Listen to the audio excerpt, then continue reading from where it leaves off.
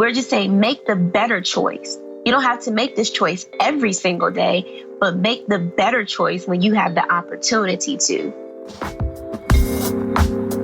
You're listening to Side Hustle Pro, the podcast that teaches you to build and grow your side hustle from passion project to profitable business. And I'm your host, Nicaila Matthews-Okome. So let's get started. Hey guys, this week we continue with my flashbacks with some of my favorite Side Hustle Pro guests of all time. This episode features Jerri Evans, founder and owner of Turning Natural Juice Bars. I appreciate this episode for several reasons. Number one, I really appreciate Jerri being able to share the impetus for her starting Turning Natural with us, as it was influenced by personal tragedy, and I know that can't be easy to recount time and time again, so thank you for that, Jerri. Number two, I also love that she was easy to talk to.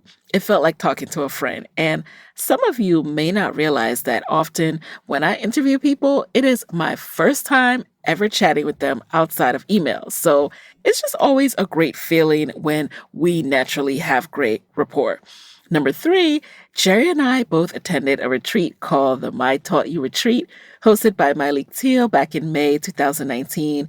And it was really great to meet her in person. So listening to this episode just brings back feel-good vibes and makes me so happy. Jerri also came out to my Side Hustle Pro live show in October 2019. You can see pictures of that on my Instagram, and she showed love there as well.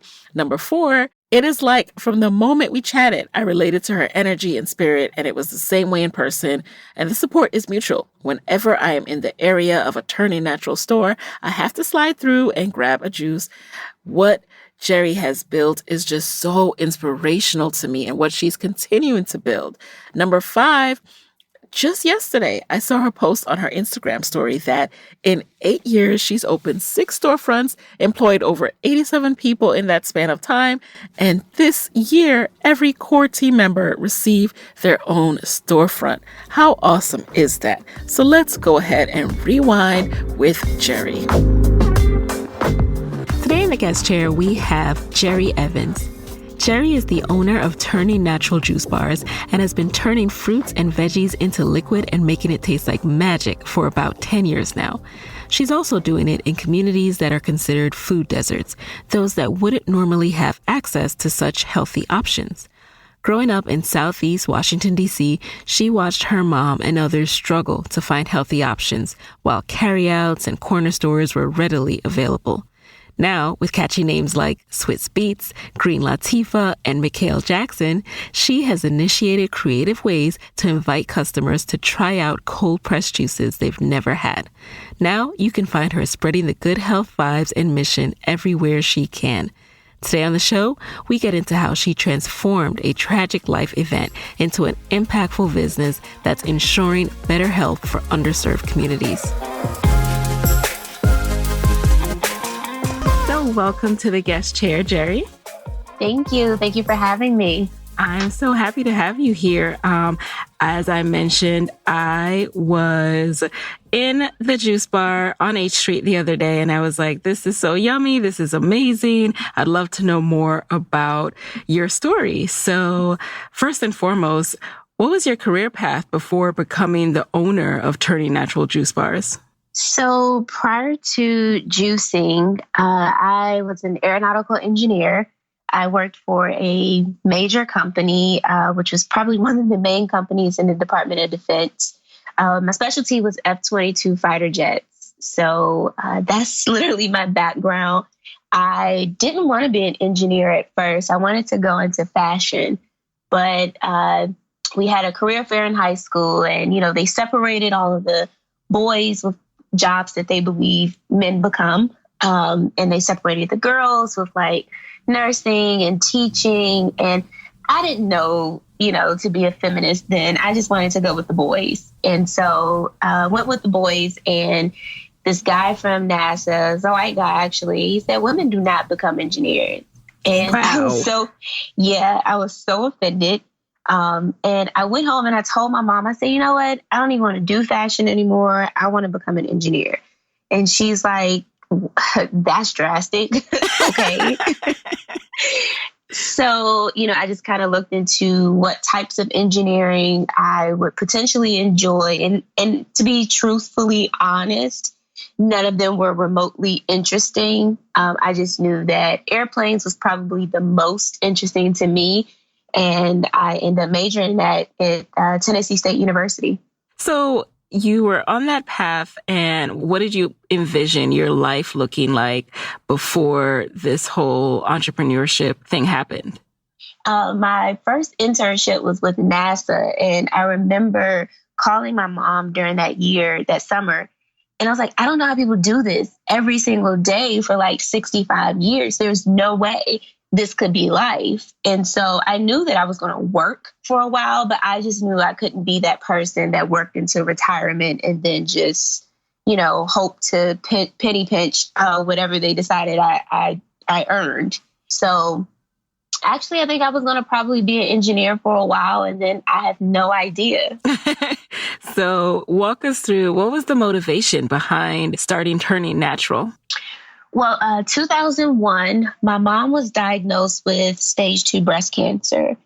And even though stage 2 is relatively early, at that time, cancer was like a death sentence. Everyone was so afraid of being diagnosed. And, all the people that we had known to be diagnosed, like my aunt, who was diagnosed with stage 4, she passed away shortly after being diagnosed. And so our life drastically changed. My mom went from a meat eater to vegetarian to vegan.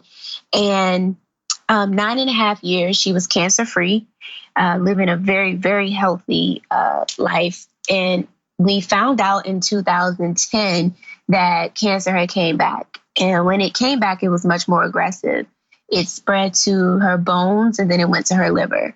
And within like 2 weeks of us finding out that it had came back, my mom transitioned.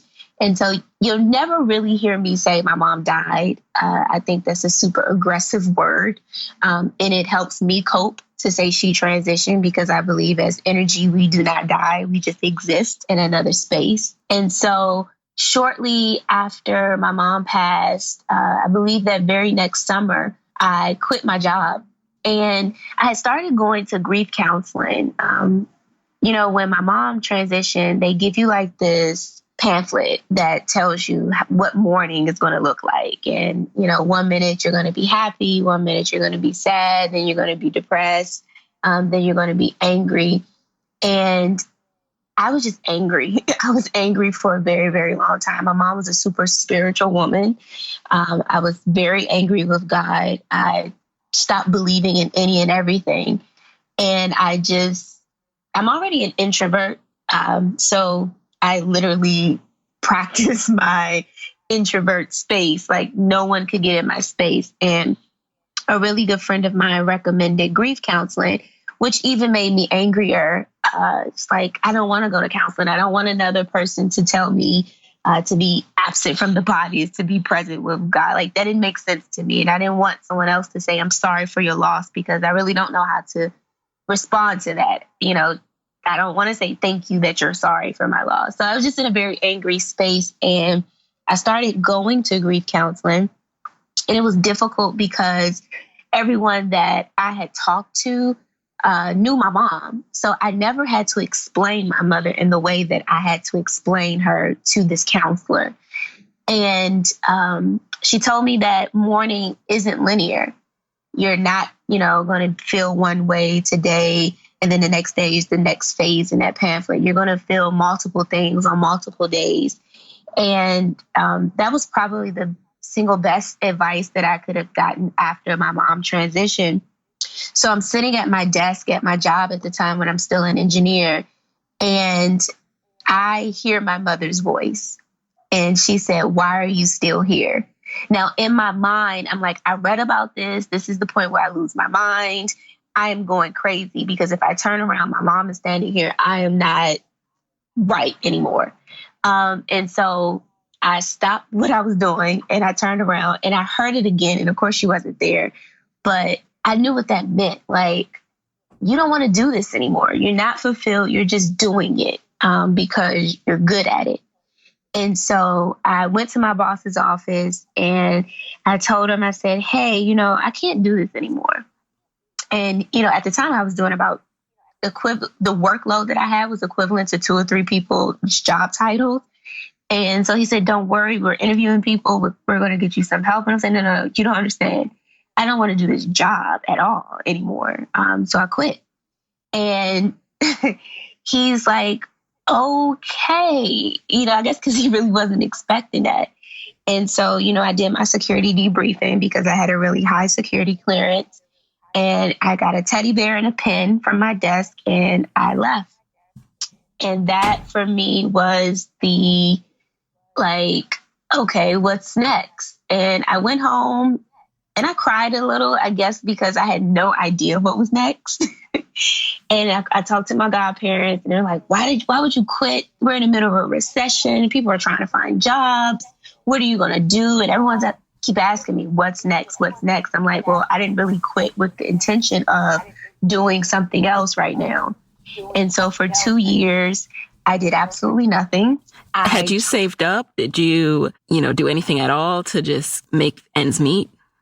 I really didn't. And that's the crazy part about it. No, I did not save. I mean, I had a savings. I had a very small savings, just because I was paid well as an engineer. I had enough to, sustain me for like a year. And so, to pay my mortgage, and I didn't have a car note, and I had already paid a significant part of my debt off. But no, I didn't have a large savings. And so I also bought things. Like I bought shoes and bags and clothes. Like I had a closet. My counselor says I had a closet full of unhappy. So, because, you're trying to feel something again. And so I don't really dream, even to this day, I don't really dream about my mom often. But one night I had a dream about her and she's standing in my bedroom doorway. And she asked me, she said, why are you so broken? And I'm looking at her like, really? Like, of all things why I'm broken. And she said, you're obligated to continue creating. And at that time, I didn't really know what that meant. And so I woke up and I was just like, okay, what am I going to do? What's next? And my job had me located in Atlanta at the time. So I said, you know what? I'm going home, and home is DC. So I packed my stuff up. This was probably like around November when I had this dream, and I moved back to DC in January. And my family is a tough love family. They told me that I was not allowed to come back to DC to lay on anyone's couch. Wow. And do nothing. If I was going to come back, I was going to work. And, I was just like, I didn't quit a job to, relocate and start another job. And so when I came back, everyone was asking me, so what's happening with Turning Natural? So my mom essentially started Turning Natural. She started in 2005, of course, out of her own necessity of, assessing healthy options and seeing what was going to work with her through her remission. And so she was doing like this aqua chi foot detoxing situation. I'm not sure if you're familiar with it, but it's you put your feet in this water and there's a module that removes toxins from the bottom of your feet. And so she was doing that, and she was, helping people transition from meat eating to vegetarianism to veganism.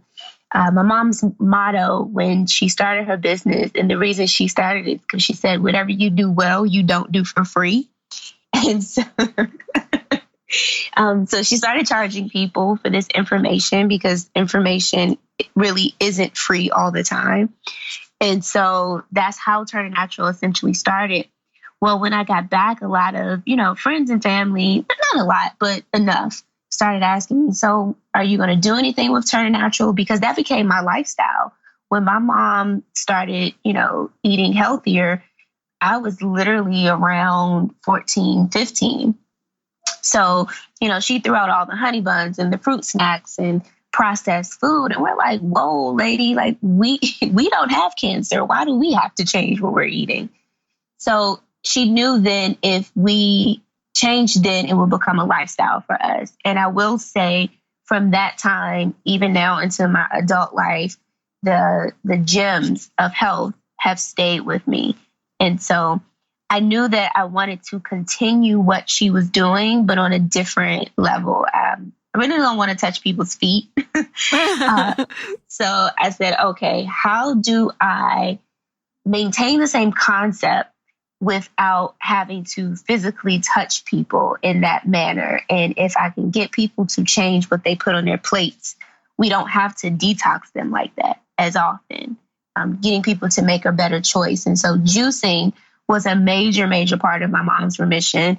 You know, during chemotherapy, you don't really have an appetite, but doctors are saying you have to eat, you have to keep your body, you know, healthy and your immune system up. But they can't keep anything down because chemotherapy is making you nauseated everywhere you turn. So juicing then became, you know, what I said I was going to do. It was fun. It was easy. And it was an active way to get people involved in their health. So what were some of the steps you took to make Turning Natural an actual business? Were you selling out of your home at first? Like, when did you say, I want this to be a physical brick and mortar juice bar? Okay, so I was literally doing this out of my house for about 8 months. I ordered some bottles offline. Like, I literally had $300 to my name. And I ordered some bottles offline that were $189. And I'm like, crap. Because you see that you put them in a cart and then shipping happens. Right. And you're like, oh gosh. So I'm already, setting up for people to start cleansing. So I wasn't selling individual juices. I was selling cleanse packages. And I ordered bottles. I went to Staples. I got some labels that I had to handwrite. And I had already had a juicer because, I was already juicing myself. And I went to Restaurant Depot. I had to borrow someone's Restaurant Depot card because I wasn't a registered business. And I bought some produce, just enough to start it up. And I literally would juice every evening. And I started a part-time job at the vitamin shop. And I was making $8.25 an hour. So I went from a 6-figure aeronautical engineer to minimum wage, barely bringing in like $200 a week. And so once I gathered all of that stuff, my best friend was actually my first customer. She paid me $99 for a cleanse, and she went to work and she was juicing. And, she was just like, the ginger is too heavy. This one tastes weird, but I'm going to do it because it's you. And 2 of her coworkers end up signing up, and it literally spread from, word of mouth. Everyone wanted to start cleansing, and, things started to roll in and become a little bit better financially, I would say, because DC is not expensive compared to Atlanta. I was bleeding out everywhere. My rent was extremely high. It was $150 for my parking space a month. And so I definitely wasn't doing enough juice cleanses to make that happen. So I was behind on a lot of stuff. And it was after, you've cleansed, let's say 70 people, those people are now saying, well, I can't cleanse every day. So what do I do next? And that's when the demand to look for a location, I guess, jumped out to me. But I knew I couldn't afford anything in DC because I could barely afford my rent. So why jump out there and look for a space? My first space opened up. My godfather had a church in a neighborhood that I grew up in Forestville, Maryland. And he had a cafe that he wasn't using. And he said, well, why don't you do your juicing here? And just, I wouldn't allow him to let me have it just because I just don't believe business and personal relationships work like that. They can work, but not like that. Mm-hmm. And so he rented the space out to me for a percentage, which really worked for me so that, he still got money. I was still able to get money.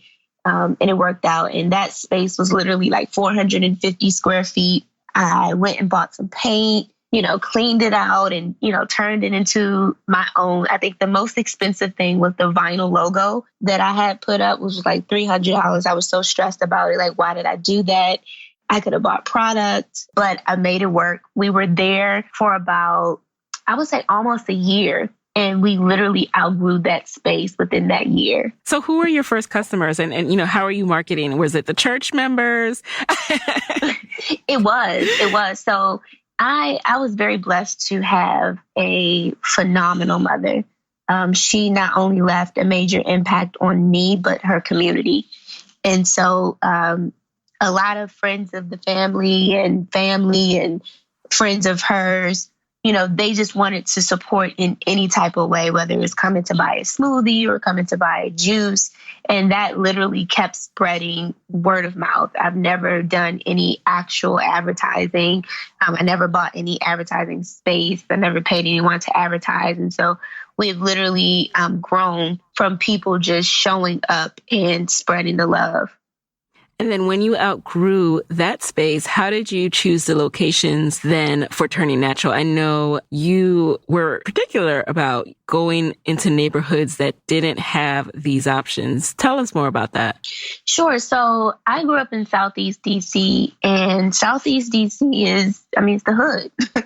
And my mother barely made $30,000 a year. So when she was diagnosed with breast cancer, the sacrifice to shop at Whole Foods and Trader Joe's was a major sacrifice. You have 2 children, you're doing it by yourself, and you are literally trying to survive, literally.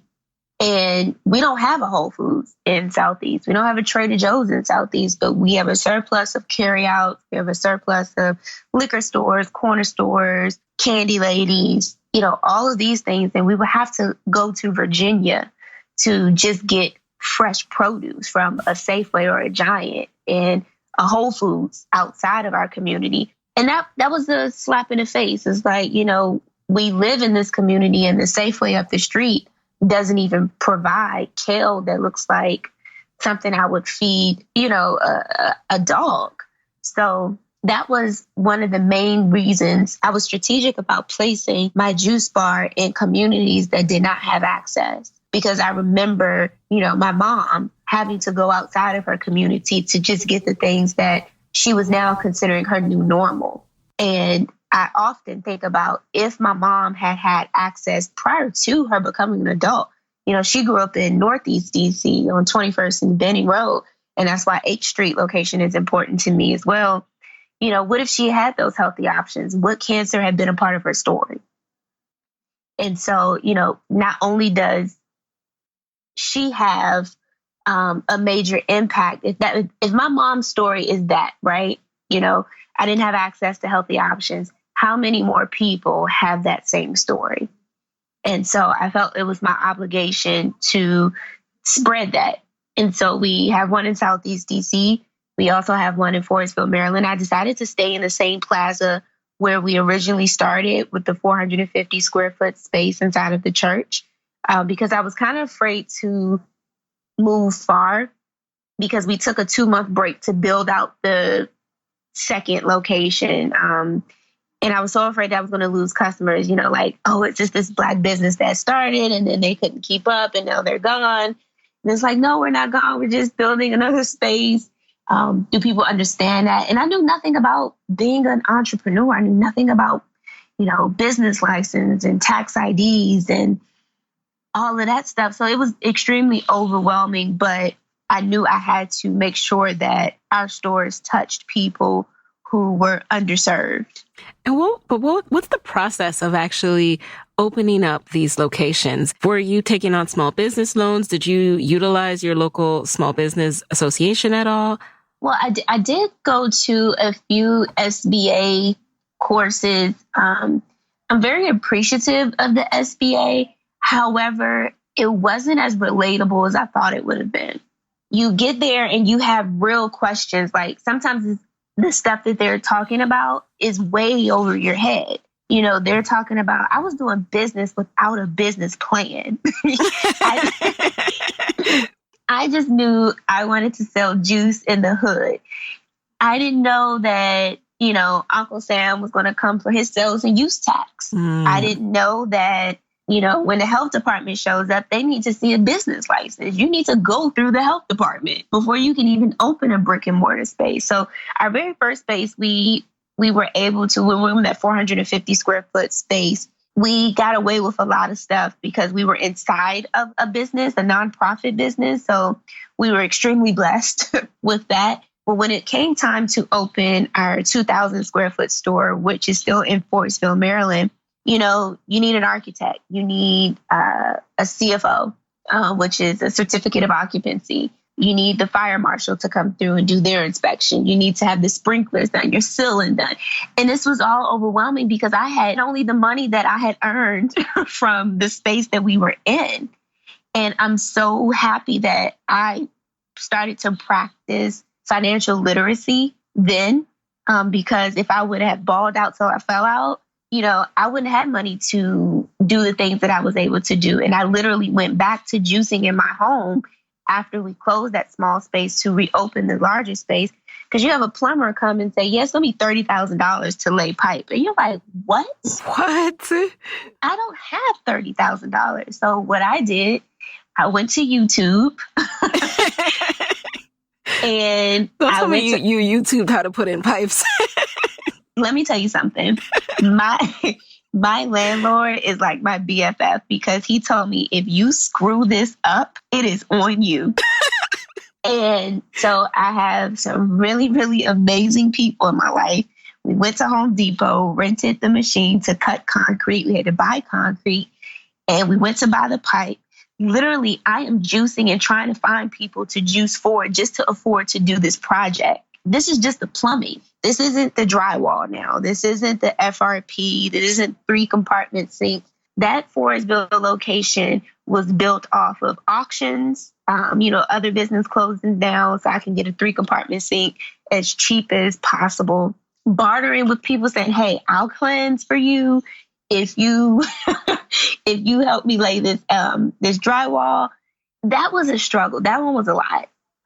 Because I knew absolutely nothing and I didn't have the resources to say, this is what you need to do first, second, third, et cetera, et cetera. So at that one, I literally had to learn everything right then and there and get it up and running as fast as possible. Now, the second location went a little easier, but that one was in DC, and DC is a horse of another color. So I literally had to learn everything from the ground up. Hey guys, it's Nikayla here with a quick word from our sponsors. Thanks to the amazing folks at Orate for sponsoring today's episode. Orate is a fine jewelry brand made in New York and founded by women. I recently got the beautiful diamond Brooklyn bridge ring, and I absolutely love it. Orate's gold feels really substantial, and it has this sleek look that just pops against our skin. And let me tell you, because it's all real gold, you can wear it all the time. You never have to worry about taking it off to do something. I've worn my ring countless times in the shower, to cook, change diapers. It's completely fine. The quality remains amazing. Because Orate sells directly to us too, without any kind of middleman markup, they can offer us the same quality as traditional Fifth Avenue brands at a fraction of the cost. Also, all Orate pieces come with a lifetime warranty because they know it lasts. So I plan to collect a few more pieces because that aesthetic of sleek and elegant gold is right up my alley, especially when you're wearing like all white or all black and you have that subtle flash of gold on your neck, wrist, or finger. Oh, I just love that look. So for 15% off your first Orate purchase, go to oratenewyork.com/hustlepro and use promo code HustlePro.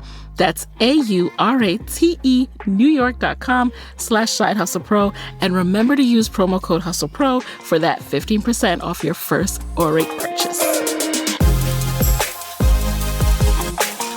So when you say DC is a little bit different, by the time you were moving to DC, had you earned more from the Forestville location to pay for all of the contractors, or were less contractors needed? No, well, so I really wasn't ready for the second location, but I knew that it was time. So with Maryland, when I said we were blessed because it used to be a cafe, the 2,000 square foot space that we moved into. So it was a change of ownership and not a change of use. If it was a change of use, then I would have had to get an architect, and the architect would have had to draw everything out. And architects aren't cheap. Plumbers aren't cheap. Electricians aren't cheap. This stuff is expensive. And in my mind, I'm like, I'm in the wrong field. I should have been a plumber. I should have been an electrician. I should have been an HVAC person. I should have been all of these things other than an aeronautical engineer that literally just put equations together, because these people are getting paid. And I know because they're writing me these invoices to say I owe them this amount of money. So with DC, it was a change of use. And it used to be a hair salon. And we go down and I'm going to get my business license. And they're like, you have about 30 other steps that you need to do prior to this. And we're set to open on December 7th and it's November 15th. And these things do not just turn around fast. And the reason we had such a fast turnaround, the mayor wanted to do the ribbon cutting. And I'm like, you can't do a ribbon cutting because we can't open because I need an architect to do this drawing. The work is done. The store is done. And so that was a little setback. But, she pulled her strings and we were able to get that done. But yeah, it was much different. Still, there was still so many things that I thought I knew that I did not know. And still, there wasn't anyone there to say, hey, this is what you need to do. And that's kind of like the unfortunate space that a lot of new entrepreneurs are in, because there's a lot of people who are business owners and girl bosses and, all the other words that we throw out there so freely. But no one's having these real conversations about, how to get a business license, how to sign up for your tax ID, get an accountant. You need to pay Uncle Sam his sales and use tax. You're collecting it. And please believe PayPal, Square, however else you're receiving money, they're reporting it. And when they see, hey, this person hasn't paid such and such and such and such time, they're going to politely send you a letter saying you owe them X amount of dollars and you have until this date to get that done. So a lot of that stuff, just literally finding out once you get those letters. Wow. But now I'm in a much better space. I had to, educate myself on all of those things. And I'm definitely in a better space business wise. Now that you are in these locations, I'm curious to know what some of the challenges are, particularly, you're in these food deserts, right? So I'm interested in foot traffic, right? Do you have any challenges there? And also changing the mindset. Is this something when you're next to a fried chicken spot, is this something that you are able to garner enough interest about to make those margins worth it? Right. Wow. That's a really good question. So the first part of what we do, you can get juice from anywhere. You can get it from the corner store. You can get it from Target. You can get it from any other juice bar in the city. But you will not get a Turning Natural experience like you get at Turning Natural. It's the experience and it's the education. We're educating customers on why our menu is set the way it's set. I have been cursed out, bombed out, people stormed out because I don't blink kale. And because, I have a science background and I've been juicing for 17 years now. So it's not like I'm new to it. I know how the body is going to respond to certain fruits and certain vegetables being put together. You're talking about fermentation and you're taking the concept of a $7 juice. And we're about 25% cheaper than any other juice bar I travel and I go to every juice bar I can in every city that I can. And you still can't beat us in price. And so, but when you're talking about being in underserved communities where you can get a meal for $7.15, why would I walk in Turning Natural and get a juice for $7.15? And that's one of the biggest struggles, is to place value on your health, that we have to constantly teach, because they say, oh, well, this juice is expensive. And in my mind, I'm saying, so is a heart attack, so is high blood pressure, so is diabetes. And you're killing yourself over time. And we're just saying, make the better choice. You don't have to make this choice every single day, but make the better choice when you have the opportunity to. And, $7, you don't have to get a juice. We have $5 smoothies. We have $2 patties. We have $5 salads that, you can put literally anything from kale, quinoa, microgreens. And that's almost unheard of when you go to other salad places that you're going to pay about $8 or $9 for that. So that's the challenge, is to, one, help people place value on what it is that they're receiving. Another challenge is staff. That is to find people who have the work ethic that you need them to have. Is just because you can't teach it. You can't teach work ethic. It's like you just have to have it. And so teaching people value and staff is always an issue, but you roll with the punches.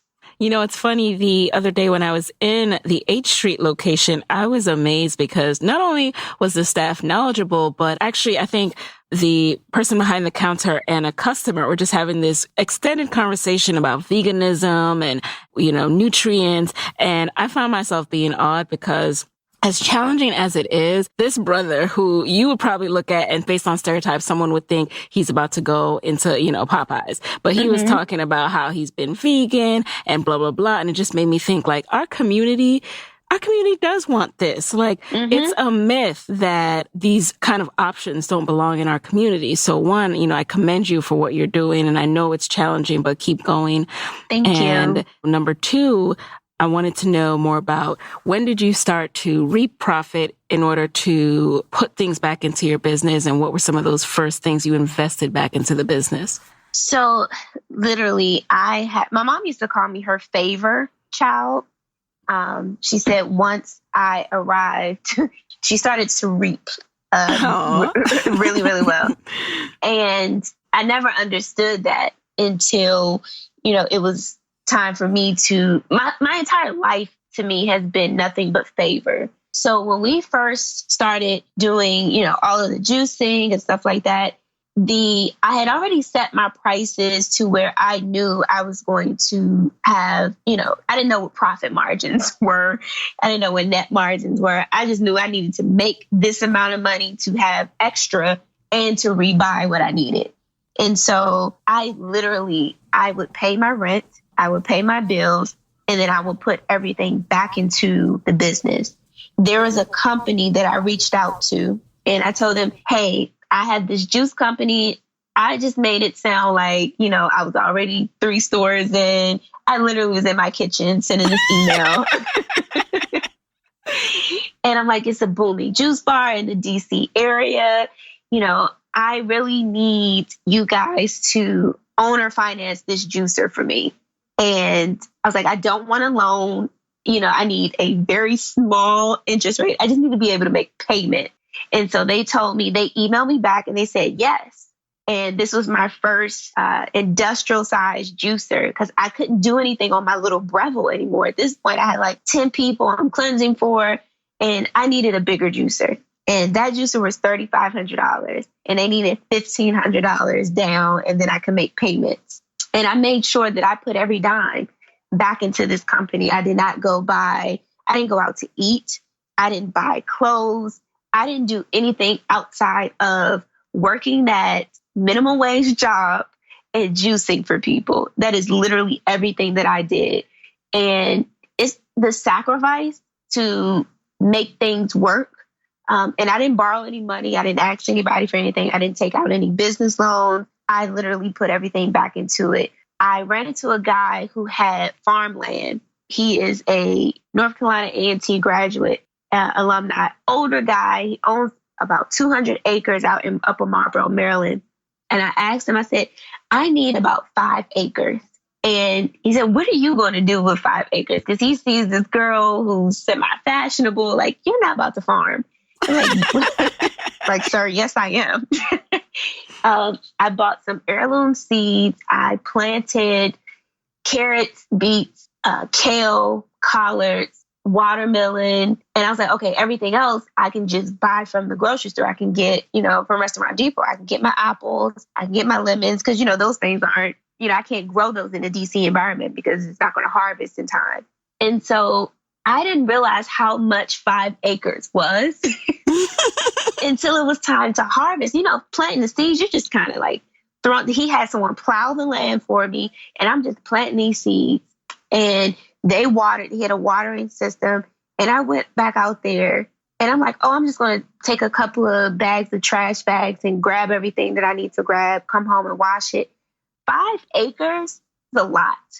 I was overwhelmed. There was stuff, I just left kale. I left beets. I left carrots. There's no way I'm going to use all of this. And so farming helped me keep my margins down because I couldn't afford to go to Restaurant Depot. And even though Restaurant Depot is significantly cheap, I still couldn't afford it. So a lot of farming I was able to do. And we still work with local farmers. I don't do any farming now. That was a lot of work. And I'm not built for it. So I said, let the farmers do what they do. Yeah, so just working closely with farmers, having really good relationships with them so that we could make sure that our cost was as low as possible. And, when I first came back to DC, I made it my business to find all of the juice bars in the area. And I reached out to them because I knew that eventually I would need to be able to buy produce at a larger scale. And, I would go and I say, hey, can you tell me how many pounds of apples you go through, what type of apples you use? This isn't for, I don't need to know your formulas or anything like that. But I want to increase our buying power. You're a small juice bar. I'm a small juice bar. Maybe we can go to a farmer and say, hey, if we get 20 cases of apples, can we set it at this price? Each and every juice bar told me no. Wow. Yeah. They said no, they weren't interested. And, I'm trying to create like a collaborative. I didn't look at it as competition because what you do is for you, what I do is for me. And, we all really don't do the same thing. We're kind of similar, but our process is totally different now. So, yeah, everyone's told me no. And I'm not gonna lie, I was a little heated. I was offended. I was like, who doesn't want to make more money? But yeah, and so now, with 3 locations, I don't need to, I can go to those suppliers now. And now, last year, 2 of the juice bars came to me and said, hey, can we get on with your supplier? And I said, well, you're going to, not to be grimy, but you're going to have to reach out to them because at this point, I don't need someone on my account. I can do it on my own now. And so, it was just, that was the hard lesson to learn is that, it's a dog eat world. And, sometimes you got to do it on your own. Right. So I want to know what your team looks like these days. So I'm learning to delegate. I have a hard time with that because I feel like I can do it the fastest. I can do it the best. And I know that I don't like to do rework. And so that's why it's very hard for me to delegate. But I have a personal assistant. I have an administrative assistant. I have shift leaders at all of the locations. So there's a morning shift leader, evening shift leader. So there's a total of 6 shift leaders. We have about 38 employees. I really hate the word employees. I have a team of 38. I have an amazing accountant. Yes. Amazing. I also have an amazing lawyer who has taught me everything with contracts. And before I do anything, I need to show him. If I sign anything, show him before I sign it. So I have an amazing group of people behind me to be able to make this operation work because I definitely cannot do it on my own. I still do payroll. I still do the schedule because I know how I like the store to flow.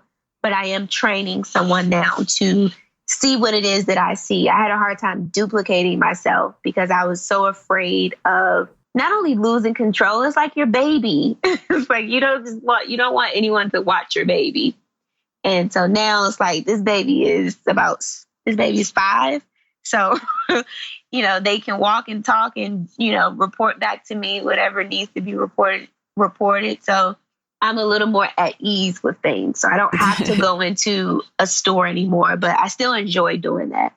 Now, if you were to look back today and, were to talk to an entrepreneur who wants to do exactly what you're doing, is there a resource or something that you were finally able to use to get hip to all of this stuff? Because it seems like, you weren't a huge fan of the SBA, but there was so much. Like, how did you even find your lawyer, your accountant? Is there any particular resource you can recommend?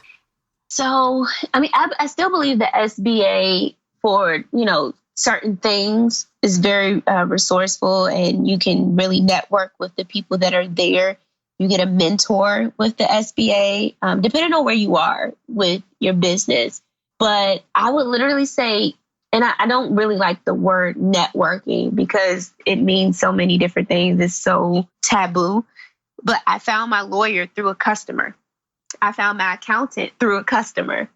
I found my first administrative assistant through a customer. A lot of things is just through other relationships. And so I would say that having solid relationships with people definitely helps, ease the pain of, oh, I don't know where to get this from, or I don't know how to do this. Your group of people around you, should have a network of people that they can say, hey, I can't do this for you, but I can point you in this direction. Alrighty, now we're going to transition into the lightning round, which is basically when you answer the first thing that comes to mind. Are you ready? I guess. Alrighty, number 1, what's a resource that has helped you in your business that you can share with the Side Hustle Pro audience? So, okay, there is this book that I read called The Profit First. And The Profit First is by Michael, which something. But if you look it up, Profit First, his first name is Mike. It talks about, I think, being financially secure in your business and understanding your finances when it comes to business is extremely important. It helped me, move money around legally. This isn't nothing illegal. But showing you how to delegate yourself and use tax, how to pay yourself, what you should pay yourself, what you should be paying other people, how you're supposed to be putting money back into your business, being realistic about growth. That book was amazing to be able to get that information and not have to wait too long into business to figure it out. Who inspires you and why? I have been obsessed with Miley Till for about 3 years now. I love everything about her.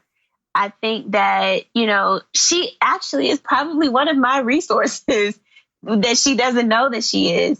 I faithfully listen to her podcast, books that she recommends.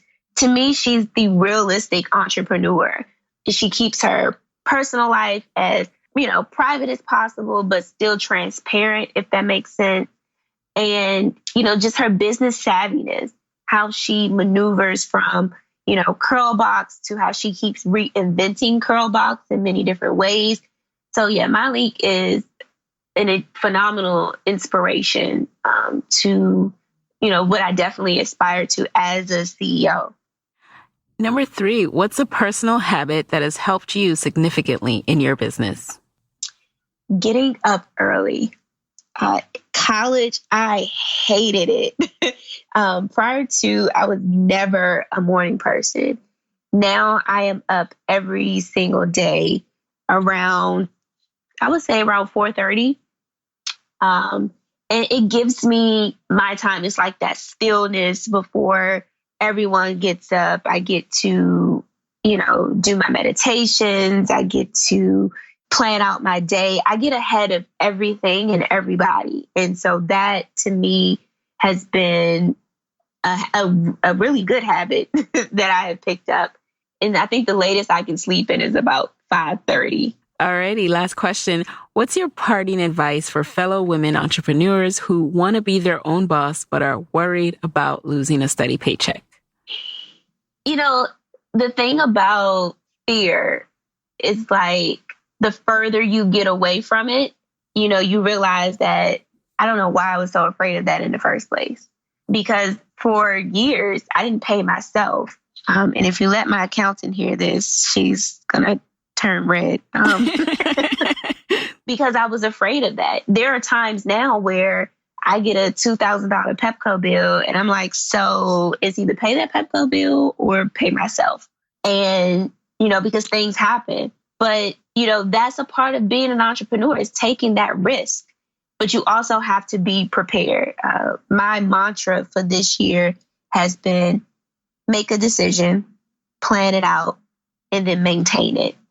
And that it sounds so simple, but it's not. Once you it's easy to just make a decision, right? Or maybe not that easy. But if you say, this is what I'm going to do, I set out to open a juice bar. Well, what is my plan? How do I plan on doing this? I'm going to save money. I'm going to put everything that I earn back into it. And now I have to maintain that decision. That doesn't mean when I get $1,000 that's extra money. There is no such thing. Everything it has a place. So I wouldn't say, be too afraid of losing a steady paying job or at least a steady paycheck, but definitely make a plan and make sure that plan is realistic. Do not run it by your friends who are saying, yeah, girl, that sounds good. Run it by people who are realistic and have real experiences. That is the perfect note to end on. So what's the best way that we can connect with you after this episode? Sure. So you can reach me via email, which is just the letter J @turningnatural.com. Or I am on social media at Jerri Chanel, and that's JerriChanel. Or you can stop by any of our 3 locations and you may see me running in and out, but that's me. All right. Thank you so much for being our guest today, Jerri. It's been a pleasure talking to you. Thank you. Thank you so much for having me. Hey guys, thanks for listening to Side Hustle Pro. If you like the show, be sure to subscribe, rate, and review on Apple Podcasts. It helps other side hustlers just like you to find the show. And if you want to hear more from me, you can follow me on Instagram at Side Hustle Pro. Plus, sign up for my 6-bullet Saturday newsletter at sidehustlepro.co/newsletter. When you sign up, you will receive weekly nuggets from me, including what I'm up to, personal lessons, and my business tip of the week. Again, that's sidehustlepro.co/newsletter to sign up. Talk to you soon.